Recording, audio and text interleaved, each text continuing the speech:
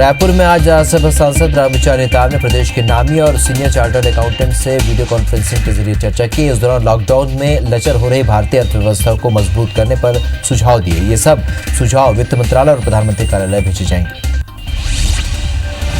छत्तीसगढ़ प्रदेश तृतीय वर्ग शासकीय कर्मचारी संघ ने केंद्र सरकार द्वारा 21 जुलाई तक महंगाई भत्ते पर रोक लगाने के निर्णय को कर्मचारी विरोधी मानसिकता बताया। इस मुद्दे को लेकर कर्मचारी संघ की तरफ से राज्य के सभी जिलों में कलेक्टर्स के माध्यम से प्रधानमंत्री को ज्ञापन भेजा जाएगा और महंगाई भत्ते पर रोक के निर्णय को वापस लेने की मांग भी की गई है। पीएचई मंत्री गुरु रुद्र कुमार अब अपने विधानसभा क्षेत्र अहिरवारा में लोगों के मदद के लिए आगे आए हैं। ग्रामीण क्षेत्रों में किसानों से उनके हालचाल पूछकर उन्होंने सहयोग पहुंचा रहे हैं। कोविड-19 संक्रमण और लॉकडाउन के दौरान सोशल डिस्टेंसिंग नियम का पालन करते हुए अहिरवारा के ग्राम पंचायतों में ब्लीचिंग पाउडर का छिड़काव कर गांवों को सैनिटाइज किया गया। मंडला में कार्ड बनवाने की होड़ में लोग एक दूसरे से सटे खड़े नजर आए। जहां सोशल डिस्टेंसिंग का ख्याल प्रभारी एसडीएम को भी नहीं रहा, वे सिर्फ परिचय पत्र बनाने में ही व्यस्त नजर आए। भीड़ देखकर तहसील कार्यालय पहुंचे विधायक ने इस बात पर नाराजगी जताई और प्रभारी एसडीएम को समझाइश दी कि सोशल डिस्टेंसिंग के नियमों का पालन करवाएं। छत्तीसगढ़ प्रदेश के कई मजदूर अन्य राज्य में फंसे हुए हैं, जहां भोजन व्यवस्था नहीं होने के चलते उन्हें मजबूरन हजारों किलोमीटर का सफर तय कर छत्तीसगढ़ पहुंचना पड़ रहा है। वहीं दूसरी ओर छत्तीसगढ़ में अन्य राज्यों के मजदूरों का बेहतर ख्याल रखा जा रहा है। प्रदेश सरकार इसे लेकर अन्य राज्यों के मुख्यमंत्रियों से चर्चा कर रही है। राजस्थान के कोटा में फंसी अपनी बेटी को वापस लाने के लिए पिता द्वारा लगाई गई याचिका को हाईकोर्ट ने खारिज कर दिया। मामले पर सुनवाई के दौरान राज्य सरकार की ओर से बताया गया कि कोटा में फंसे छत्तीसगढ़ के बच्चों को वापस लाने के लिए सरकार ने बसें भेजी हैं और इसके बाद हाईकोर्ट ने मामले को खारिज कर दिया।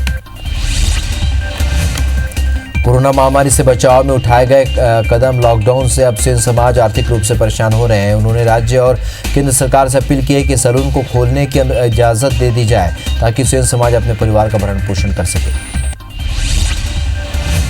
देश भर में लॉकडाउन के चलते शहरी और ग्रामीण क्षेत्रों में व्यावसायिक परिसरों को बंद करने का आदेश है और ग्रामीण क्षेत्र के लोग जो पैसों की जरूरत पड़ने पर बैंक पहुंच रहे हैं, लेकिन सोशल डिस्टेंसिंग का ध्यान रखते हुए काफी देर तक लंबी कतारों में खड़े रहना पड़ रहा है और इसलिए हितग्राहियों को भूखे प्यासे ही खड़े रहना पड़ रहा है। बाजार में बगैर मास्क पहने सब्जी बेच रहे युवती को कलेक्टर ने जमकर फटकार लगाई। दुकानदारों और ग्राहकों के लिए निर्धारित किए गए सोशल डिस्टेंसिंग के दिशा निर्देशों का पालन करने का निरीक्षण किया। बाजार में कलेक्टर ने दुकानदारों और सब्जी खरीदने आए लोगों से बात की और कहा कि मास्क लगाकर ही घरों से निकले।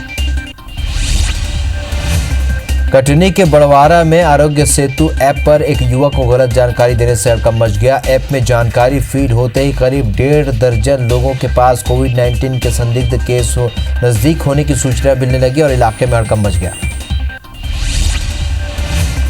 सरगुजा जिले के सीतापुर थाना क्षेत्र में लॉकडाउन के बीच नियम को ताक में रखते हुए पंचायत की बैठक बुलाई गई और पंचायत में दोनों पक्ष के लोग शामिल हुए और इसी बीच कुछ देर के बाद दोनों पक्ष के बीच विवाद शुरू हो गया और दोनों पक्षों में मारपीट भी हुई। घायलों को सीतापुर सामुदायिक स्वास्थ्य केंद्र अस्पताल में भर्ती कराया गया। मुरैना जिले के महुआ थाना इलाके में दो पक्षों में नाली को लेकर विवाद हो गया और इस विवाद में दोनों पक्षों की तरफ से जमकर फायरिंग हुई, जिसमें बीच बचाव करने आया एक युवक गंभीर रूप से घायल हो गया और सूचना मिलते ही पुलिस मौके पर पहुंचकर जांच शुरू कर मामला दर्ज कर लिया।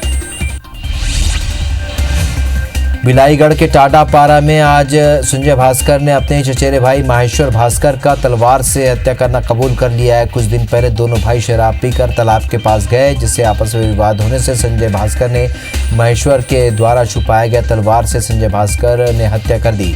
महेश्वर के शव को कमर और छाती में पत्थर बांधकर तालाब के गहरे पानी में डाल दिया।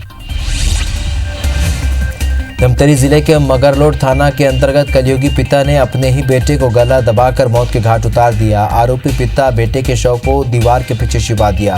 पुलिस तत्काल मौके पर पहुंचकर शव को पंचनामा के बाद पोस्टमार्टम के लिए भेजा। पुलिस ने आरोपी पिता को गिरफ्तार कर लिया। बेमौसम बारिश और ओलावृष्टि से रबी की फसल को काफी नुकसान हुआ है। किसानों पर फसल की बर्बादी से आर्थिक संकट गहराता जा रहा है। लगभग 70 से 80 एकड़ की फसल को बेमौसम बारिश और ओलावृष्टि ने 95% तक ही नुकसान पहुंचाया है और वहीं अब किसान शासन से उचित मुआवजे की मांग कर रहे हैं। बालोद जिला मुख्यालय से लगे तांदुल नदी जलकुंभियों से पट गया है, जिसके चलते जिला मुख्यालय सहित आसपास के गांव के लोगों को निस्तारी के लिए परेशानियों का सामना करना पड़ रहा है। जिला मुख्यालय में इसी नदी के बीच रिंग वेल बनाकर पानी की सप्लाई की जाती है और कुछ लोगों ने मिलकर पिछले साल सफाई भी किया था, लेकिन फिर से नदी की हालत खराब हो गई। रतलाम की जनता को बॉलीवुड सिंगर कैलाश खेर ने संदेश दिया कि देश के प्रधानमंत्री, प्रदेश के मुख्यमंत्री सभी अधिकारियों की बात मानने की अपील किया और घर के अंदर रहकर लॉकडाउन का पूर्ण रूप से पालन करने की अपील की और कोरोना के संक्रमण की इस लड़ाई में सभी को साथ देने और सहयोग करने के लिए आग्रह किया।